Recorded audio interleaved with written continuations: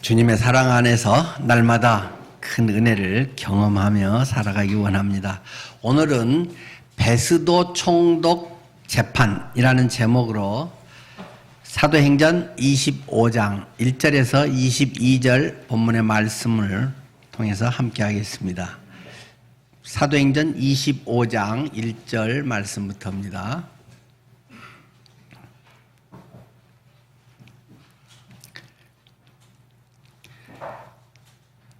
베스도가 부임한 지 3일 후에 가이사랴에서 예루살렘으로 올라가니 대제사장들과 유대인 중 높은 사람들이 바울을 고소할세 베스도의 호의로 바울을 예루살렘으로 옮기기를 청하니 이는 길에 매복하였다가 그를 죽이고자 함이더라.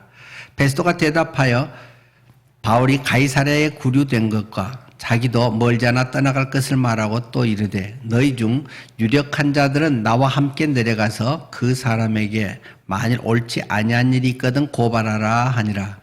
베스도가 그들 가운데 8일 혹은 10일을 지낸 후 가이사랴로 내려가서 이튿날 재판자리에 앉고 바울을 데려오라 명하니 그가 나오매 예루살렘에서 내려온 유대인들이 둘러서서 여러 가지 중대한 사건으로 고발하되 능히 증거를 대지 못한지라.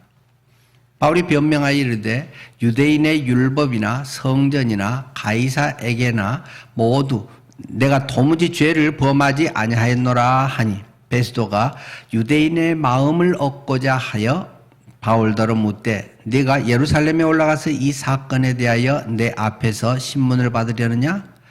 바울이 이르되 내가 가이사의 재판자리 앞에 섰으니 마땅히 거기서 신문을 받을 것이라. 당신도 잘 아시는 바와 같이 내가 유대인들에게 불의를 행한 일이 없나이다. 만일 내가 불의를 행하여 무슨 죽을 죄를 지었으면 죽기를 사양하지 아니할 것이나 만일 이 사람들이 나를 고발하는 것이 다 사실이 아니면 아무도 나를 그들에게 내줄 수 없나이다. 내가 가이사께 상소하노라 한대 베스도가 배석자들과 상의하고 이르되 내가 가이사에게 상소하였으니 가이사에게 갈 것이라 하니라. 수일 후에 아그리빠 왕과 버니게가 베스도에게 문안하러 가이사랴에 와서 여러 날을 있더니 베스도가 바울의 일로 왕에게 고하여 이르되 벨릭스가 한 사람을 구류하여 두었는데 내가 예루살렘에 있을 때 유대인의 대제사장들과 장로들이 그를 고소하여 정죄하기를 청하기에 내가 대답하되 무릇 피고가 원고들 앞에서 고소 사건에 대하여 변명할 기회가 있기 전에 내주는 것은 로마 사람의 법이 아니라 하였노라. 그러므로 그들이 나와 함께 여기 오매 내가 지체하지 아니하고 이튿날 재판자리에 앉아 명하여 그 사람을 데려왔으나 원고들이 서서 내가 짐작하던 것 같은 악행의 혐의는 하나도 제시하지 아니하고 오직 자기들의 종교와 또는 예수라 하는 이가 죽은 것을 살아있다고 바울이 주장하는 이 일에 관한 문제로 고발한 것뿐이라. 내가 이 일에 대하여 어떻게 심리하려는지 몰라서 바울에게 묻되 예루살렘에 올라가서 이 일의 신문을 받으려느냐 한즉 바울은 황제의 판결을 받도록 자기를 지켜주기를 호소하므로 내가 그를 가이사에게 보내기까지 지켜두라 명하였노라 하니 아그리빠가 베스도에게 이르되 나도 이 사람의 말을 듣고자 하노라. 베스도가 이르되 내일 들으시리이다 하더라. 아멘. 지난 시간에 우리는 벨릭스 총독 재판에 대해서 이야기를 했습니다. 그리고 오늘은 베스도 총독 재판에 대해서 말씀을 드리게 됩니다. 벨릭스 재위 7년 무렵에 이 바울이 지금 잡혀서 그곳에 재판에 넘겨왔다 하는 말씀을 드렸습니다. 그런데 2년간이나 그곳에 그냥 가두어두고 지지부진하게 재판을 진행하지 않았다라는 말씀을 드렸습니다. 그런데 벨릭스는 별로 통치를 잘하지는 않았던 것 같습니다. 계속 유대 지역에 소요 사태들이 일어나고 제대로 통치를 못하기 때문에 로마 황제가 소환을 하고 좌천을 시키게 됩니다. 그래서 그 후임으로 베스도 총독이 12대 총독으로 부임을 하게 됐다는 것입니다. 총독이 부임하고 나서 이제 각 지역이 자기가 통치할 지역이 어떤지를 쭉 둘러보는 이제 시찰하는 그런 과정이 있죠. 그래서 3일 좀 취임한 지 3일 만에 바로 제일 중심 도시인 예루살렘으로 내려가게 되었다라는 이야기로 시작을 하고 있습니다. 근데 뒤에서의 또 결론적으로도 말씀이 다음 시간에도 있겠습니다만은 이 재판을 진행하고 최종 어떤 재판장, 권자가 이 로마의 총독이라고 하는 사람입니다. 그가 모든 것을 할 수 있는 것 같습니다. 그가 사형도 시킬 수도 있고, 그가 풀어줄 수도 있고, 모든 것의 생사여탈권을 쥐고 있는 것처럼 이 세상에서의 모든 것을 자기가 좌지우지할 수 있는 것처럼 생각하는데, 사실은 그 기세등등한 그들의 모습은 조금만 시간이 지나고 보면 별거 아니다라는 사실을 확인하게 됩니다. 벨릭스 총독도 아까 민심을 제대로 얻지 못하고 제대로 못하니까는 다시 불려서 그냥 좌천돼 내려가 버리게 되는 것이고, 이 베스도 총독도 상당히 잘하긴 하지만 그렇게 오래가지 못합니다. 유대 역사가인 요세푸스는 이 베스도에 대해서 호의적인 평가를 하고 있는 편입니다. 그는 사람이 온유한 사람이었고 대인관계도 원만한 사람이었다. 그리고 업무 능력도 탁월한 행정가였다라고 베스도 총독에 대해서 이야기를 합니다. 그러나 이 정치인은 역시 정치가라서 어떤 진리를 이야기하는 사람이 아닙니다. 정의를 꼭 선포하는 것이 아닙니다.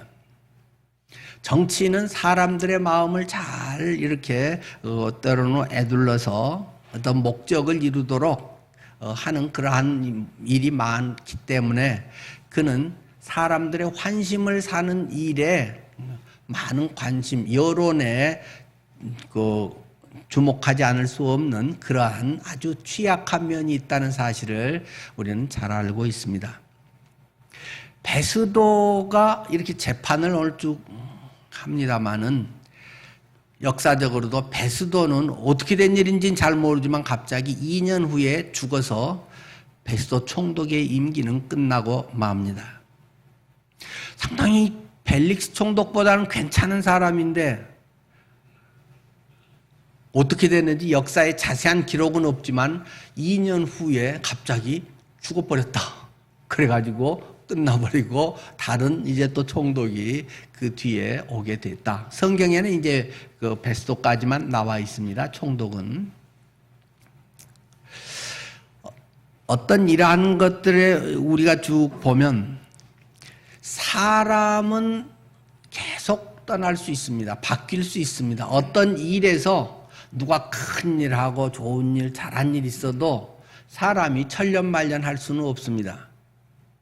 또 악하니 아주 못되게 구는 그런 사람이라고 해도 그가 끝없이 그 일을 반복할 수만은 없습니다.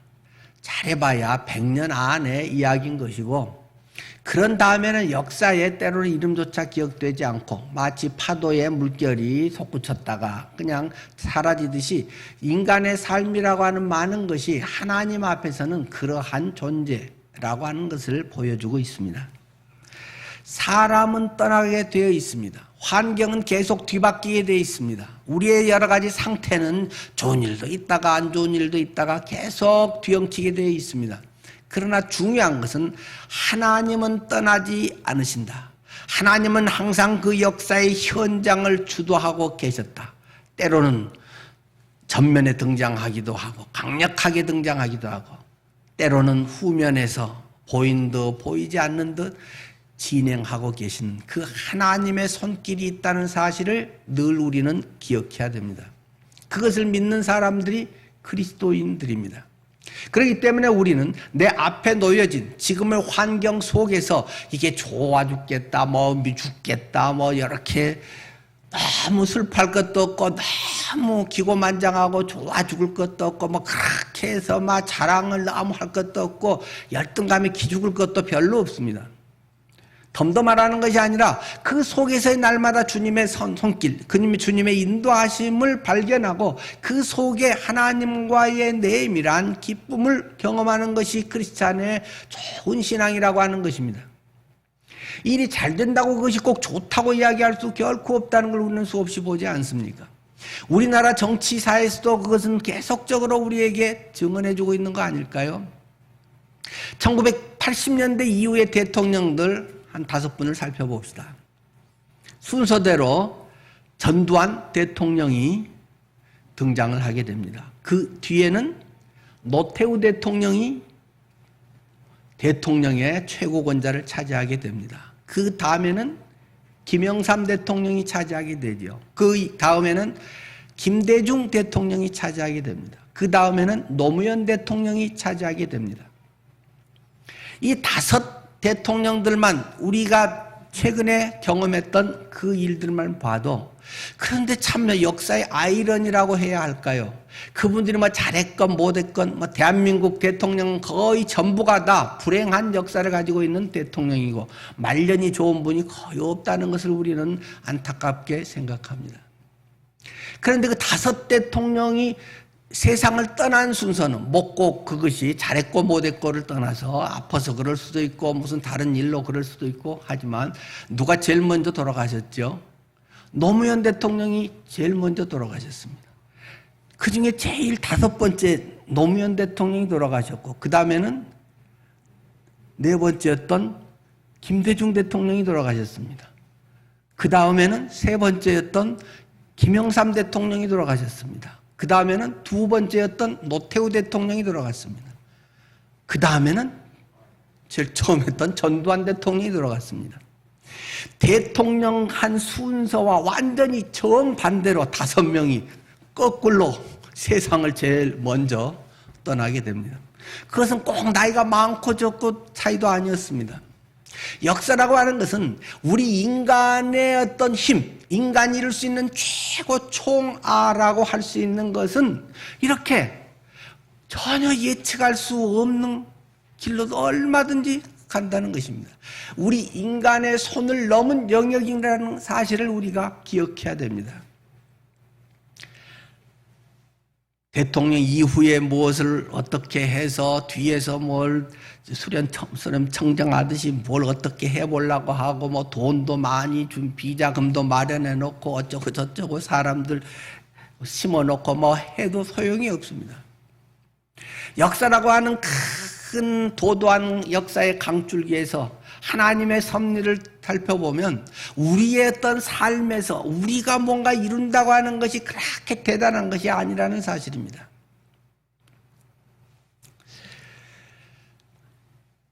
저는 나이가 들면 특히 한 60, 70 막 이렇게 되면 성자의 반열에 거의 오르지 않을까 생각을 했습니다. 어렸을 때도 어르신들 뭐 환갑 넘고 60, 70대고 하면 세상의 이치를 통달하고 다 모든 걸 품으면서 그런 거지 하고 뭐 꼭 옛날 보사님들 얘기하듯이 세상에 그런 것을 쫙 내려다면서 한 줄 알았더니 제가 그 나이가 되고 보니까 그것도 아니네 하는 생각이 듭니다. 오히려 자칫하면 나이가 들수록 더 사람이 작아지고 더 옹졸해지고 고집이 더 세지고 더 자기중심적이 되고 이럴 가능성이 훨씬 많구나. 웬만큼 자기가 주님 안에서의 말씀으로 자기를 포기하고 전적으로 믿음과 사랑과 헌신으로 살면 몰라도 가만히 있고 그냥 그대로 살면 훨씬 옛날보다 못돼지는 가능성이 많구나 하는 것을 제 자신을 통해서도 많이 보게 됩니다. 서운했던 게 오랫도록 쓴뿌리가 남는 경우들이 있지 않습니까?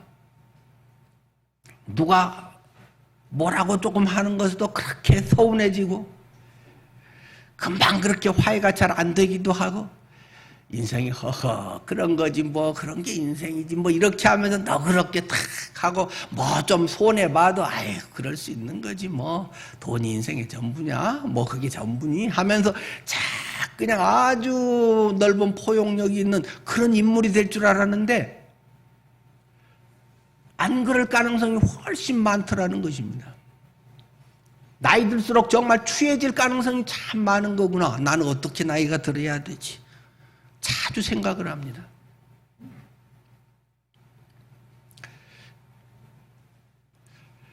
시간이 성숙해 하는 것은 아닙니다.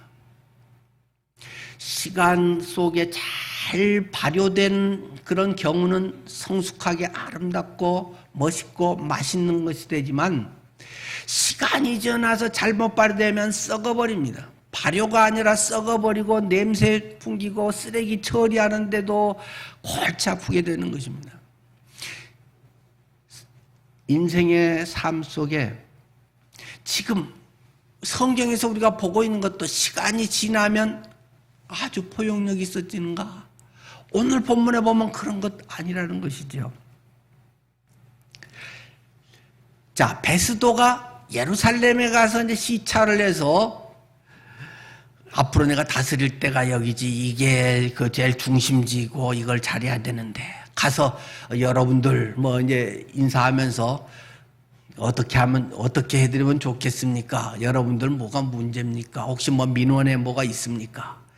했더니 그 그 신앙 좋다는 사람이, 예수 닮은 사람은 아니고 신앙 좋다는 그리고 가장 대표적으로 가르치고 앞에서 했다는 이 산헤드린 공회원 대제사장을 중심으로 해서 그 사람들이 이야기하는 제일 첫 번째 이슈가 이거라는 것입니다. 성경에 써져 있죠. 그때 벨릭스 총독 때에 바울을 고소해 갖고 해놨는데 왜 그거 빨리 처리 안 해주는 겁니까? 바울 빨리 저거 아주 악의 존재인데 사형시켜버려야지, 저걸 왜 저렇게 지지부진하게 놔두고 있는 겁니까? 이게 정권이 바뀌었으니까, 새로운 총독이 부임했으니까 이 문제부터 빨리 해결해 주셔야 우리가 당신을 따르겠습니다 라는 것이 아주 성숙하다고 하는 종교인의 모습이라고 하는 것을 성경은 그대로 우리에게 보여주고 있다는 것입니다. 근데 여전히 방법도, 신앙생활을 오래 해도 세상적인 방법을 그대로 쫓아간다는 것입니다. 이때 사람들이 하여튼 그런 거예요. 뭐 다 절대 그러지는 않겠죠. 베스도 총독에게 제안을 합니다. 다시 그 바울 그 사람을 예루살렘으로 보내주세요. 예루살렘에 보내줘서 우리 산헤드린 공회에서 이 사람을 다시금 잘 이렇게 살피고, 총독께서 이것을 오셔서 모든 걸 주도하시면서 잘 지켜보고 사형 선고를 내려주세요. 그리고 집행을 해주세요. 그것이 그들의 요청이라는 것입니다. 산헤드린에서는 사형을 시킬 권한은 없었거든요. 총독의 고유 권한이기 때문에 당신이 바울을 죽여주셔야 됩니다. 그런데 예루살렘에 데리고 와서 해주세요. 그런데 성경은 그들의 꿍꿍이 속을 그냥 그대로 다 밝혀놨죠. 3절 말씀이죠. 베스도 당신의 호의로 바울을 예루살렘으로 옮기기를 청하니, 왜냐하면 이는 길에 매복하였다가 그를 죽이고자 함이더라. 2년 전에 벨릭스 총독에게 급히 천부장이 밤에 그를 이송을 시켰는데, 그때도 산헤드린 공회로 데리고 와주십시오 하고 오는 길에 40명의 매복 암살조가 목숨 걸고 죽이려고 했는데 실패를 한 게 지금 2년의 세월이 지났는데도 똑같다는 것입니다. 더 못되어져 있다는 것입니다. 더 이 대표적인 종교인들이 이 거짓말을 똑같이 하면서 세상 사람들 하는 것처럼 음모와 술수를 그대로 그대로하고 오는 중간에 매복조 1조, 2조 앞에서 실수하면 또 2조가 어떻게 해서 하고 아주 더 철저하게 죽이려는 음모를 꾸미고서 멋진 말로 한다는 것입니다.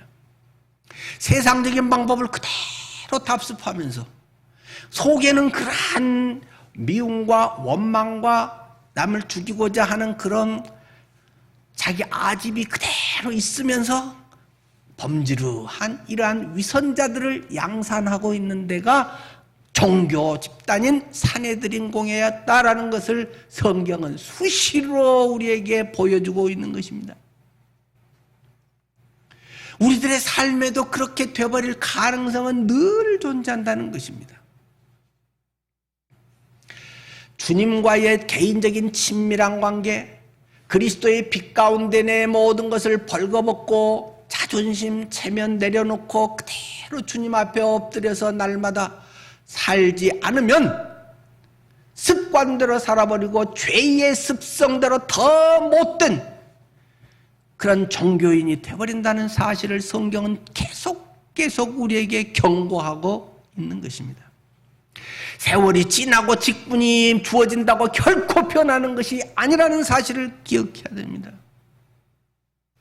내가 날마다 주님과의 어떤 관계를 가지고 있는가?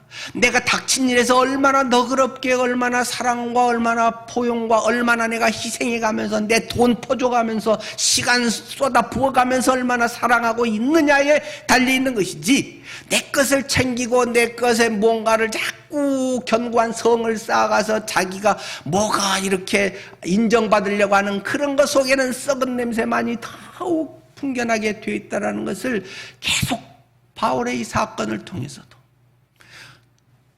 겉은 괜찮게 멋있게 하는 것 같으면서도 속에는 그런 원망, 미움, 바울에 대해서는 자기는 그걸 진리라고 생각하고 제가 이단이기 때문에 죽여야 한다고 그렇게 이야기를 하지만 그 속은 정말로 사랑도 없고 관용도 없고 그런 안타까움도 없는 자기의 목적 달성이 전부라고 하는 것입니다.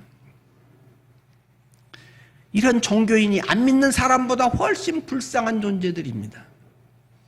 안 믿는 사람은 앞으로 믿으면 변화될 여지가 많이 있지만 믿고도 이러면 뭐라고 말해도 자기 변명에 또는 자기의 계속 방어만 하고 계속 오히려 남을 공격하지 변화되지 않습니다. 10년, 20년, 30년 돼도 변화되지 않습니다. 우리는 그것을 수없이 역사 속에서도 주변에서도 확인하고 있습니다. 매일매일이 주님과의 친밀한 교제 가운데 있는가? 매일매일이 정직하게 살아가는가? 전에 그렇게 매복해서 하려고 했던 것을 회개하면서 정의를 세운다고 하면서 자신은 거짓을 뒤에서 꾸미고 있으면서 정의를 세운다고 하는 이러한 모순적인 일이 그리스도의 사랑과 그리스도의 진리와 하나님의 그 무한하신 은혜를 이야기하면서 내 속에는 작은 것도 불만과 불평과 그런 것에 대한 원망의 마음이 있다면 우리들의 신앙은 과연 어디에 그 뿌리를 찾을 수 있을 것인지를 진지하게 고민해야 한다는 것입니다. 자, 그런데 이 2년간의 세월이 지난번 가이사랴 유치장에서의 생활이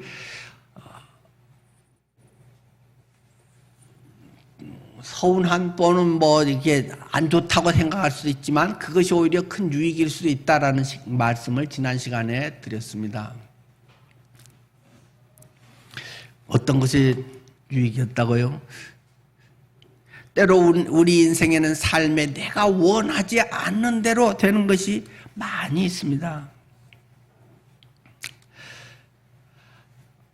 이 베스도 총독, 베스도 총독은 자기가 놔줄까 말까? 너는 뭐 죄인이다? 아니다? 그걸 할 수 있는 것 같은데, 그래서 그 오늘 9절 말씀에 보면 베스도가 유대인의 마음을 얻고자 하여 바울에게 묻습니다. 네 예루살렘에 올라가서 재판 받아볼래? 하고 살짝 그를 이렇게 떠보면서 근근히 권유하고 있는 모습을 우리는 여기서 볼 수 있습니다. 예루살렘에 가서 해볼래? 왜? 그러면 부임 초기부터 이게 뭐 잘못되면 골치 아픈데 민심을 사서 새로 총독은 우리 편이네 라고 유대인의 환심을 살 수 있기 때문에 웬만하면 그거 가서 해보자 라는 식으로 권유를 하고 있다는 것입니다. 그런데 아닙니다. 나는 가이사 총독, 가이사 황제, 가이사는 케사르지만 이제 뭐 황제라고 우리는 이해하는 게 속 편하겠죠. 나는 황제, 당시의 황제는 네로 황제였습니다. 네로 황제한테 가서 나는 그 재판을 받겠습니다라고 얘기를 해버린다는 것입니다. 그 로마에서 이 재판에서는 특히 로마의 시민권의 특권을 바울이 사용한 것이죠. 일반인은 그럴 수 없습니다만은 로마의 시민권을 가진 아주 이게 특등 시민들에게는 재판을 그 지역의 지역 총독이 1심을 하고 1심에서의 재판에 대해서 또 총독이 인정을 하면, 그리고 로마 시민으로 자기가 요청을 하면 바로 로마 황제의 재판을 받을 수 있는 특권이 로마 시민에게만 주어지는 특권의 하나로 주어져 있었다는 것입니다. 근데 바울이 예루살렘에 안 가겠다고 하면서 네로 황제에게 재판을 받겠다고 해버리니까 이 베스도도 이것을 어떻게 뒤집기가 어렵다는 것입니다. 어떻게 이렇게 갖고 정치적으로 이렇게 해서 이렇게 하면 여론도 형성을 잘 하면서 내가 어쩌고 저쩌고 뭐 한다고 했는데 그 구상이 완전히 어그러져 버린 것이죠. 사람이 자기의 길을 계획하고 사람이 재판에 무엇을 해주는 것 같지만 그것을 인도하시는 분은 하나님이시라는 사실을 늘 우리는 기억해야 됩니다. 내 인생을 내가 끌고 가는 것처럼 생각될 때가 있습니다. 사실 그런 부분도 있지요. 뭐 오늘 점심 뭐 먹을까? 교회에서 먹을까? 나가서 사 먹을까? 뭐 여러 가지, 얼마든지 뭐 여러 가지 우리가 자잘하게 할 수 있는 것이 많습니다. 그러나 정작 중요한 그런 것은 내가 결정한다기보다는 하나님께서 이끌어 가신다는 것을 깨닫게 됩니다. 내가 아둥바둥하고 막 발버둥해서 뭐 이걸 해야 돼, 이래야 뭐가 되는 거고 성공하는 것이고 노후가 준비되는 것이고 이래야 우리 자녀가 어떻게 되는 것이고 뭐 5만 가지 것들을 하고 막 그게 인생의 전부인 것처럼 아둥바둥하고 14개 만들어놨어도 엉뚱한 데서 지뢰가 터지는 경우들이 수없이 많다는 것입니다. 잘 나가는 것 같은 사업이 한순간에 코로나가 와서 무너져 버릴 수도 있습니다. 굉장히 좋은 직업이라고 막 해서 추구했는데 별 볼 일이 없어져 버릴 수도 있습니다. 이과 해갖고 어쩌다가 뭐 문과문과 하다가 뭐 어쩌다 보면 또 지금은 이과 안에 더러 뭐 왔다리 갔다리도 하게 되고 주식도 막 이거 뭐 태조 이방원인가 뭐 그런 거 하고 요새는 뭐 요새는 그 뭐 용어 뭐죠? 에로 뭐라고 뭐 에너지 로봇 하여튼 뭐 그런 거 있대요. 뭐 요새 뜨는 뭐 거기가 하면 뭐 되나 하고 또 했더니 뭐 니나 나나 또 다 해가지고 또 복사 깔아앉기도 하고 집도 뭐 지금만 사면 나는 다 잃어버릴 것 같아서 뭐 지금이 때네 해갖고 막 끌어모아서 샀더니 이제 또 고점에 갖고 떨어져 버리고 이자 금리는 오르고 뭐 우리가 예측할 수 없는 일들이 막 수시로 팡팡 터져 나옵니다. 멀쩡하게 내가 잘하는데 갑자기 보이스피싱을 당해가지고 날려버릴 수도 있습니다. 믿었던 친구가 나를 배신하기도 합니다. 옆에 제가 지금 전도하려고 계속하고 한 번 교회에 이제 오셨는데 그 양반 사업을 했었는데 그냥 잘 믿는 친구하고 동업을 했는데 친구가 먹고 날라버려가지고 그 다음에 이제 자기도 집사였는데 안 믿는다고 자기 오빠도 목사님이고 지금 자기 조카도 목사님이고 그런데 교회 안 다니는데 이제 다 그래갖고 굉장히 마음이 좀 좋아져서 한 번 왔습니다. 이제 또 계속 뭐 아마 올 것 같아요. 주변에서 뭐 엉뚱한 일들이 얼마나 내가 믿었던 사람들 속에서도 얼마든지 있을 수 있습니다. 이렇게 되면 아름다운 나의 구상이 갑자기 그냥 큰 병을 얻어가지고 인생이 획 돌아버릴 수도 있습니다. 또는 그것이 큰 복이 될 수도 있습니다. 내가 내 인생을 끌어가는 것 같고 내가 주도하고 내가 이렇게 한 것이 잘한 것 같지만 하나님의 결재가 없는 것은 하나님 안에서 이루어지지 않은 것은 주님께 의탁하고 주님의 인도하심 가운데 아닌 나의 욕망과 나의 고집과 나의 뭔 의지로만 이루어진 것은 한 방에 훅 가는 수가 있음을 기억하셔야 됩니다.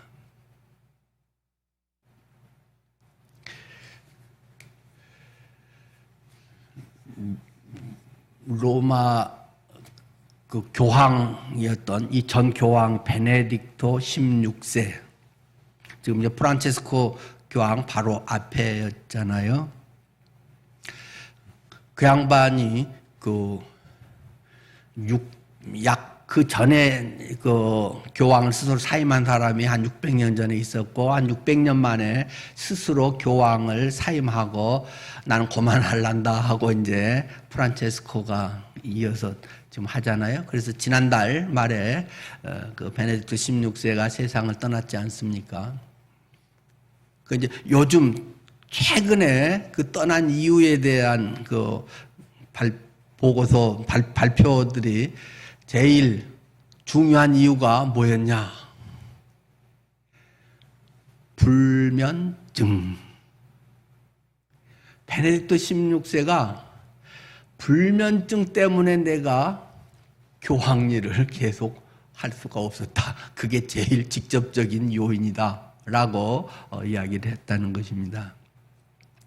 많은 사람들은 교황님, 그분이 마치 하나님의 뭐 대리자처럼 그분이 뭐 강복을 하면 뭐 이렇게 해서 축도를 하고 뭐 악수라도 한번 해주고 뭐 찾아와서 하면 그거 뭐 성지가 되고 막 난리 법석이 일어나고 그분이 뭘 어떻게 해주면 막 다 되는 거지. 우와 난리를 치는데 자기 밤에 잠자는 거 이거 하나가 안 되니까 밤에 잠을 계속 못 자고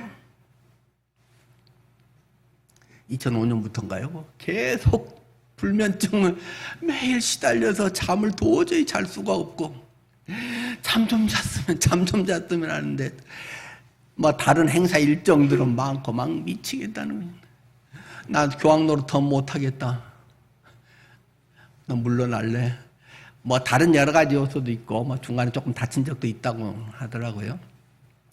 물론 지금 보수와 개혁의 카톨릭에 지금 굉장한 거 알력이 지금 일어나고 있다고 그러잖아요. 저기 베네딕토 16세 죽고 나서 그 전에는 좀 보수파의 베네딕토 16세가 조금 이렇게 이제 그게 뭐 있으니까 나서지는 않았는데 죽고 나니까 이 진보주의 지금 프란체스코 거기에 대해서 너무 이게 지금 열어버린 거 아니야 해가지고는 이제 보수파에 지금 뭐 반격이 있다 뭐 이렇게 하여튼 그 가톨릭 내부에서는 이제 뭐 알력 싸움으로 지금 또 보는 분들이 있더라고요. 뭐 어쨌든 그거는 뭐 그분들의 일이지만 교황이고 뭐 누구고 뭐 어쩌고 막 내가 안수하면 막 치료되고 대단히 한 사람도 자기 것 자기 문제 해결 못하는 게 인간의 한계라고요. 바울조차도 그 기적을 일으키지만 바울 자신도 자기의 그 고질병에 대한 것은 못 고친 것을 그대로 솔직하게 이야기하잖아요. 인간이라고는 그런 치명적인 아주 취약점이 있기 때문에 하나님을 철저히 의지하게 되는 것입니다. 그런 게 없으면 얼마나 기고만장할까요? 그러면 하나님 잘 믿을까요? 하나님은 하나님이시고 나는 피조물일 뿐입니다. 이게 철저히 경험되어야 하나님의 일을 비로소 할 수 있는 것입니다. 그 전에 하는 것은 쇼입니다. 멋진 것도 할 수 있고 뭘 퍼줄 수도 있고 뭐 잘한 것 같고 뭐 이런 것들이지만 하나님 앞에 철저하게 내 자신이 내려지고 주님이 아니면 나는 아무것도 아닙니다. 이것이 가슴 절절히 진실하게 하나님 앞에 드려지지 않은 우리의 헌신, 섬김, 뭐라고 하는 것은 쇼에 불과한 것입니다.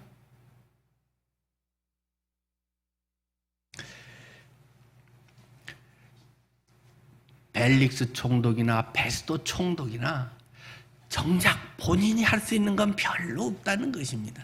괜히 큰 소리나 빵빵 치고 뭐 남에 대해서는 사형이네 어쩌네 하고 뭘 재산을 몰수하고 별짓 다 하지만 정권 물러난 뒤에 자기 몸 하나 간수하기도 그렇게 힘든 것입니다. 내가 혹시 준비된 것이 있다고 생각하십니까? 이거는 내가 좀 믿을만 하다는 것이 뭐가 있을까요? 주님이 인정해 주시지 않으면 한 방에 훅 갈 수 있는 게 우리 인생이라고 하는 연약한 먼지로 만들어진 피조물의 실체라고 하는 것을 기억해야 됩니다. 늘 겸손하게 감사하는 마음으로 주님을 의지하며 사는 것이 우리 인생의 본분임을 성경은 우리에게 가르치고 있습니다. 우리 살아가면서 그러나 인생에서 생각지 못한 방법 이런 것은 얼마든지 많습니다. 하나님 이 정도 되고 내가 주님을 이 정도 섬기고 뭐 이렇게 하면 이거 뭐 데뷔해야 되는 거 아니에요? 그런 마음이 은근히 우리 속엔 들지 않아요? 남보다 그래도 뭐 잘했다고 말은 못하지만 못하지는 않았잖아요. 이 정도면 좀 하려고 했잖아요. 조금 더 많이 했잖아요. 그런 마음이 우리 속에 스멀스멀 기어오를 때가 있지 않습니까? 저만 그런가요? 저에게는 그런 게 있습니다. 그런데 하나님의 인도하심과 계획은 때로는 영 다를 수 있다는 사실을 꼭 기억해야 됩니다. 가이사에게 상소한 그것이 이제 예루살렘에 안 가니까 그 암살 계획을 저지하는 것도 됐지만 이것은 하나님의 언약을 이루는 매우 중요한 사건 선택인 것입니다. 우리가 전에서도 계속 반복해서 얘기했듯이 23장 11절에 그 두려움 가운데 있을 때 주께서 밤에 곁에 서서 막 가라사대 이르시되 담대하라 내가 로마에도 서야 하리라. 환경은 두렵습니다. 괜히 없는데 두려워하라 그런 게 아니라 실제로 나의 현실은 두려운 것들이 당장에 나를 압박해오는 게 분명합니다. 바울은 엄청 얻어터지고 죽을 고비를 몇 번 넘겼지 않습니까? 그런데 네가 해야 할 사명이 있다. 네가 로마, 세계의 심장부인 로마에 가서도 복음을 전해야 한다는 이 놀라운 이 중차대한 사명이 내게 있기 때문에 두려워하지 말라. 그 일을 하지 않으면 너는 안 죽는 거야. 주님께서는 말씀했다는 것입니다. 단지 네 인생이 아이고 조금 더 행복하고 아름답고 편안하고 뭐 잘 살기 위해서 그래서가 아니라 우리의 사는 근원적인 목적이 무엇인가를 우리는 고난 속에서 진지하게 고민해야 됩니다. 내가 무엇을 위해서 사는지를 진지하게 고민해야 됩니다. 주여 제가 무엇을 할까요? 구원받은 사람은 하나님 앞에서 이 질문을 날마다 할 수 있어야 됩니다. 우리가 살아도 주를 위하여 살고 죽어도 주를 위하여 죽나니 그러므로 사나 죽으나 우리가 주의 것이로다. 이를 위해서 그리스도께서 죽었다가 다시 살아나셔서 나를 구원하신 것이니까 곧 죽은 자와 산 자의 주인이 되게 하기 위해서라고 설명하고 있습니다. 고난이 어떻든지 그것에 초점을 맞추기보다 그분이 나의 진정 주인인가? 그리고 내가 그 하나님 주인이신 그분의 뜻을 따라 살아가고 있는가? 그 소명이 내가 무엇인지는 깨닫고 있는가? 그 소명을 지금 이루는 삶을 살고 있는가? 그것이 우리들이 날마다 질문하면서 우리의 삶의 마무리를 지어야 할 아름다운 우리의 삶의 목적이 되어야 한다는 사실을 강조하고 있는 것입니다.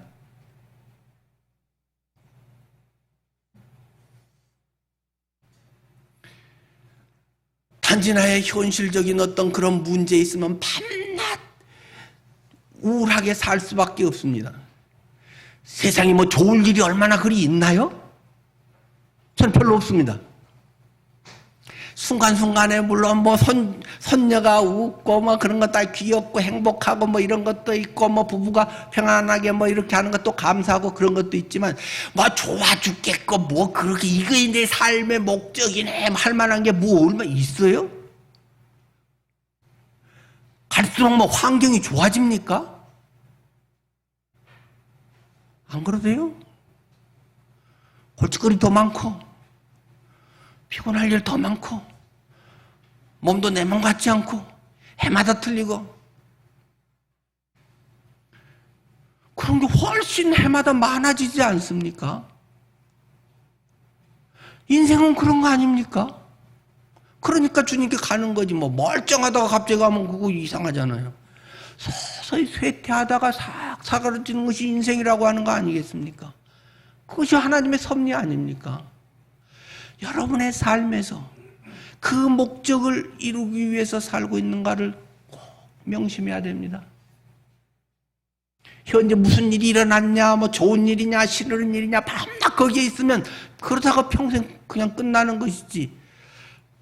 그리스도인의 본질이 예수가 나의 주인이라는 것의 궁극적인 목적이 거기에 내가 정말 기쁨이 있는 것이고 그 속에 하나님의 놀라운 섭리가 펼쳐져서 죽음으로써 한 알의 밀알이 땅에 떨어져 죽음으로 새 생명이 잉태되고 그런 것이지.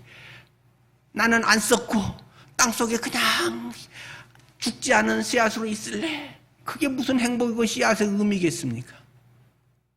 바울은 계속 그것을 우리에게 말해주고 있습니다. 기도하겠습니다.